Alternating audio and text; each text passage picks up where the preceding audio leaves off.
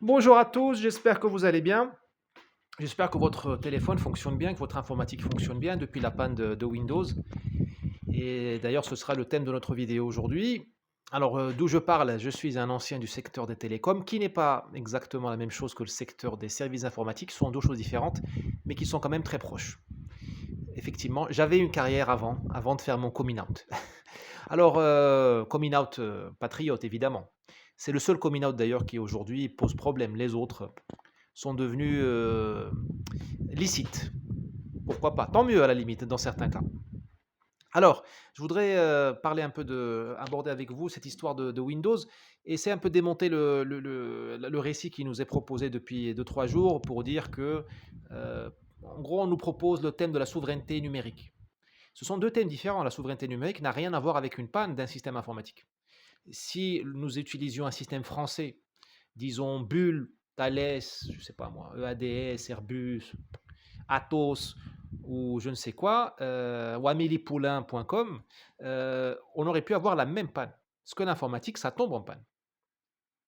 L'informatique, ça tombe en panne. Alors c'est une science peut-être, mais il y a tellement de sources de panne possibles, il y a tellement d'incompétences en série avérées que ça tombe en panne et ça tombe en panne tout le temps, sauf qu'on ne s'en rend pas compte. Ou bien voir que les pannes que vous avez chez vous avec Windows sur votre PC, les entreprises ont les mêmes sur d'autres systèmes que je ne citerai pas.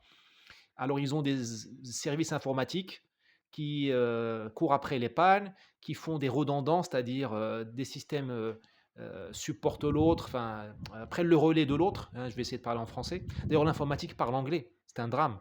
D'où l'infection, contamination par ces mots, le support, le parler du service au client ou de l'assistance, ainsi de suite. Le mot formaté qui est passé dans le langage courant, et ainsi de suite. Donc, ça tombe toujours en panne. D'ailleurs, je faisais toujours la même blague, hein, les types qui en entreprise sont les moins heureux, c'est les gars de l'informatique. Parce qu'ils ne sont pas très bien considérés, même s'ils gagnent pas mal d'argent désormais, et c'est toujours en panne.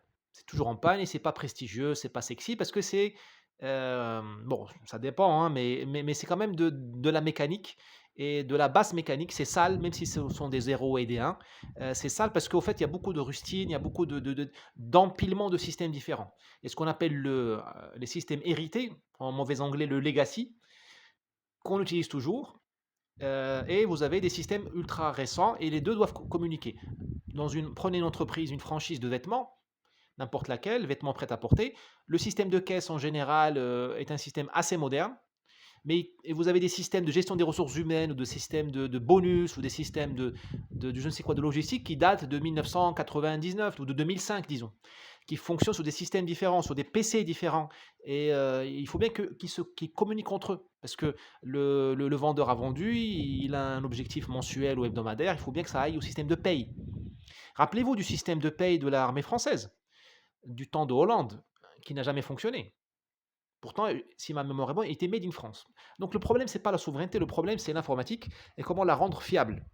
Il faudrait à ce moment-là faire une révolution dans l'informatique, dans la gouvernance de l'informatique, encore un mot qui veut rien dire.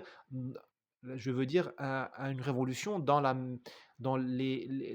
manière avec laquelle sont prises les décisions en informatique. Bien souvent, les décisions sont prises par des mecs qui ne voient pas le client, qui se fichent du client. D'ailleurs, parce que la seule source d'emmerde, excusez-moi d'être vulgaire en entreprise, c'est le client.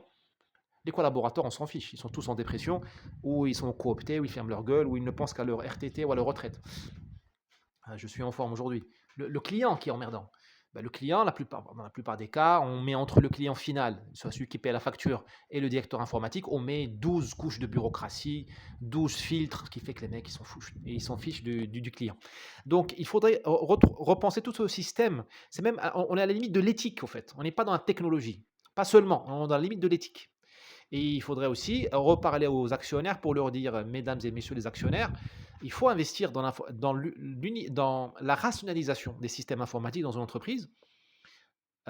Et ça coûte cher. Pourquoi on garde des systèmes qui sont pré-jurassiques et on les fait cohabiter avec des systèmes qui sont des systèmes ultra récents? Parce que ça coûte cher de faire d'uniformiser. Ça coûte cher d'investir. L'investissement coûte cher et un système qui marche, on n'ose pas le toucher.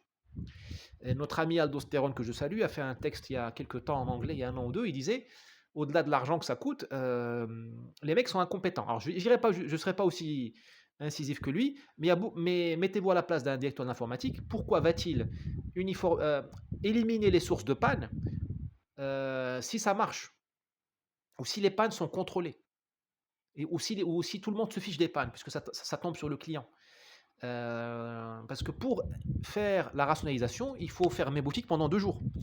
Et pendant les 2 jours ou les 2 nuits ou je ne sais quoi, il peut y avoir des problèmes. Et donc ça peut devenir 3 jours. Qui aura le courage, pour pas dire autre chose, de dire cela aux actionnaires? De dire: «Bah, écoutez, ça va prendre le temps que ça va prendre. Mais après, je vous garantis que ça va marcher». Et on aura un système, encore une fois, je vais parler anglais, waterproof. On aura un système immunisé contre les pannes. Il n'y a pas beaucoup de testostérone ces jours-ci chez les bureaucrates et il n'y a pas beaucoup d'empathie et de vision long terme chez les actionnaires qui veulent se payer qui veulent du retour sur investissement. Donc, plus tu parles de retour sur investissement, moins tu vas parler de rationalisation des services informatiques. Donc, en fait, avec la panne Windows, on touche à un problème du capitalisme moderne. Voilà, un problème et même d'éthique. Et pourquoi on fait le business? Si c'est pour faire souffrir le client, éventuellement les collaborateurs, et faire n'importe quoi, faire du travail sale. Vous voyez ce que je veux dire? Imaginez un faux plafond. Les faux plafonds, et là, ils sont tout blancs, tout beaux.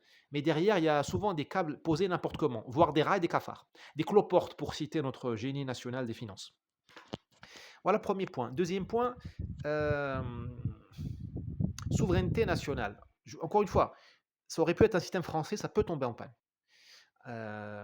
Souveraineté nationale, il y a des systèmes français qui existent, notamment dans les radiotransmissions, et qui sont made in France, Thales, tout ça, Matra, tout ça.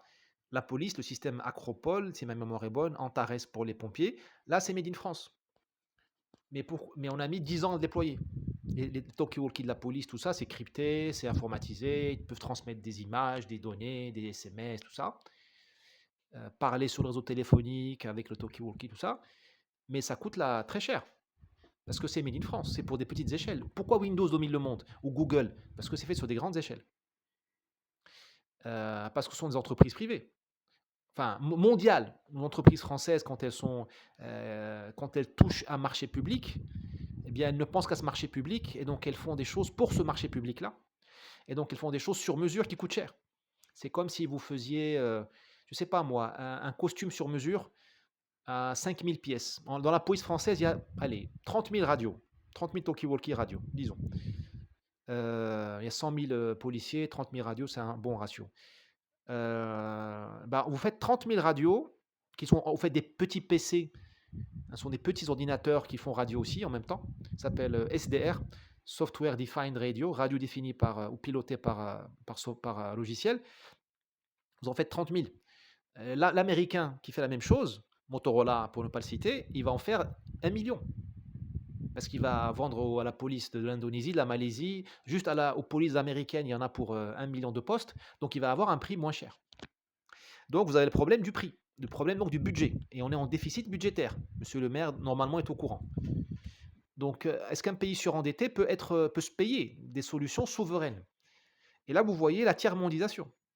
Il n'y a qu'un pays comme la France aura de plus en plus de mal à se payer des solutions françaises souveraines, qui ne sont pas contrôlées par la Silicon Valley ou par Bill Gates, qui, par accident, par coïncidence, c'est de l'humour, est aussi le père de la vaccination. Voilà. Moi, j'adore les mecs qui sont multifacettes, polyvalents. J'adore les mecs qui sont à la fois éditeurs, réalisateurs, chanteurs, rappeurs, DJ. J'adore les mecs comme ça. Galeristes. Et j'apprécie les mecs qui sont patrons d'informatique et responsables de la vaccination dans le monde. Génial, génial, génial. Donc, vous avez un problème de le prix. Sommes-nous prêts à payer le prix? Deuxième chose, sommes-nous prêts à l'idée m'a échappé, mais ça va revenir. Sommes-nous capables d'innover? Sommes-nous capables d'innover? J'ai pris l'exemple des radios de la police. En France, il y a encore une tradition des transmissions. Je ne sais plus, moi je pense plus qu'on ait une tradition du logiciel, du système d'exploitation des ordinateurs. Je crois qu'on a perdu ça, peut-être qu'on l'a jamais eu. Alors, il y a plusieurs polytechniciens qui sont à la Silicon Valley ou chez Google. Pourquoi ils ne sont pas en France? Pourquoi ils n'ont pas fait le Windows français? Vous voulez des réponses? Quelques-unes. L'insécurité. Normalement, un type comme Bill Gates ou un polytechnicien ou un génie de l'informatique, n'est pas tout à fait le profil qui va porter une lacrymogène, une grenade lacrymogène, ou qui va savoir faire une balayette, un type qui vient l'agresser. Non, en général, c'est pas le profil. Donc ces gars, même s'ils sont de gauche, même s'ils sont démocrates, même s'ils sont ils donnent de l'argent à Biden, ils s'enferment dans des enclaves ultra sécurisées, la Silicon Valley, autres. Elon Musk a quitté l'Afrique du Sud, qui est devenu un enfer pour les Blancs, et il s'est installé aux États-Unis. L'intelligence n'aime pas l'insécurité. En général, les Attila, les barbares, tout ça, ils ne sont pas des grands innovateurs. Hein. Il y a Ibn Khaldoun, le Tunisien, il a bien détaillé le fait qu'il y a des gens qui sont spécialisés dans la violence et des gens qui sont spécialisés dans l'innovation, la R&D. C'est rare de faire une synthèse du chevalier qui est à la fois capable de couper une dizaine de têtes la journée et de compter fleurette à sa femme le soir. Compter fleurette, j'ai pas dit agresser ou harceler, compter fleurette. Écrire des vers ou deviser comme le faisait Napoléon avec la grange ou des philosophes ou des scientifiques. C'est très rare. Voilà. Donc problème d'insécurité. Deuxième problème, évidemment la charge fiscale explosive, infernale qui est en France. Troisième problème, l'Europe. L'Europe est un insecticide pour la recherche-développement. L'Europe est un insecticide avec les normes qui changent tout le temps. Les Américains ont des normes. D'ailleurs, elles ne sont pas très drôles, hein. Mais les normes européennes changent tout le temps. J'ai un pote qui travaille dans les crypto-monnaies. Il s'installe en Suisse. Vous me direz, c'est l'Europe, évidemment, mais ce n'est pas l'Europe de Ursula von der Leyen. Parce qu'en France, c'est-à-dire en pays occupé, hein, en Europe, Europe bruxelloise, Europe allemande, Nova Europa, Neo-Europa, je ne parle pas l'allemand. Mais je parle pas l'allemand parce qu'on n'a pas perdu la guerre de 45, on l'a gagnée. Mais là, on est en train de perdre celle de. Il y a une guerre aujourd'hui contre la France, on l'a déjà perdue. Hein. Hier, il y a eu une bataille, hein, c'était la réélection de von der Leyen. La collaboration a de beaux jours devant elle. Et comme d'habitude, la gauche est aux premières lignes. Hein. Hier, Dorio DA, aujourd'hui, vous savez qui c'est. Hein. Bon, donc, on peut pas, un type. Parce que les gens qui investissent, les gens qui sont en train de faire le prochain Windows, le prochain Google, le prochain Meta, c'est des mecs qui mettent leur argent. C'est pas l'argent de la caisse des dépôts et consignations. Ce sont pas des énarques qui prennent l'argent public et font n'importe quoi. Comme ceux qui ont fait le portail là, de France Télévisions, le Netflix français. Ils ont perdu 120 millions d'euros. S'en fiche, c'est votre pognon, pas le leur, pas grave. Ils sont toujours en place. Donc, tu peux pas demander 1 million d'euros à ta famille en n'ayant pas la certitude que tu auras la stabilité des normes pendant au moins 3 ans. Mon ami, là, il me dit que les normes changent tous les 6 mois. Tous les 6 mois. Comment tu veux mettre de l'argent là-dedans? Mais tu vas faire faillite. Voilà. Donc, vous avez ce problème-là. Et puis, un problème de mentalité en Europe aujourd'hui, c'est-à-dire que comme nous sommes devenus stériles, nous sommes donc remplis d'amertume, et donc nous nous déchaînons sur ceux qui créent encore. Et donc ça donne la censure. Donc tu as un monsieur comme Thierry Breton qui se pavane dans les médias et te dit voilà, on va censurer Twitter. Bien sûr, au nom de la lutte contre les fake news, évidemment, avec des noms en anglais, le European Act, tout ça. Dès qu'un type te parle en anglais, ou dès qu'un type te donne quelques mots-clés comme en responsabilité républicaine, en conformité avec, visibilité. Dès que tu entends ces mots, ce type veut t'entourlouper, il veut t'enfumer. Donc monsieur Breton, il nous dit on va censurer Twitter, parce que voulez-vous qu'il fasse? L'Europe qu'il incarne, cette Europe-là, pas la Suisse, hein, l'Europe bruxelloise, elle est incapable d'innover. Incapable. Donc il ne lui reste plus que castrer. Ah, si tu es stérile, je pense que le rêve de tous les castrats, c'est de stériliser les autres hommes, de les castrer. Comme ça, tout le monde est à égalité. Hein, la diversité, c'est juste un slogan. En fait, ce qu'ils veulent, c'est l'uniformité. Et donc l'Europe est en train de devenir un immense, je vais exagérer, hein, bien sûr, un immense goulag de l'innovation. J'exagère beaucoup. En tout cas en informatique, où on va censurer tout le monde, on va taxer, et puis on va regarder avec la jalousie, le ressentiment, la Silicon Valley aujourd'hui, demain la Chine ou l'Indonésie ou je ne sais qui vont. Dubaï, hein, Dubaï, un pays désertique qui fait 50 degrés pendant 6 mois. Dubaï, fait une proposition à mon pote là des crypto-monnaies. Dubaï est en train de devenir un pôle d'innovation crypto-monnaie. Dubaï. Pas Bruxelles, pas Paris, pas Berlin. Voilà, 50 degrés tous les 6 mois. Et le reste de l'année, il fait 30 degrés. Bon, bah écoutez, c'est comme ça. Voilà, donc pour conclure, les idées m'échappent aujourd'hui, hein, pourtant je suis bien reposé. Oui, pour conclure, un hommage à notre ami Trump, qui a voulu interdire Huawei aux États-Unis, hein. Enfin, il en est presque arrivé là, hein. Mais il a voulu interdire surtout les antennes Huawei pour la 5G. Ce sera le dernier point. Alors, on lui est tombé dessus, blablabla. Trump, il est dingue, il est méchant, il est blond, il est vulgaire, il s'est tapé une actrice de film X, etc., etc.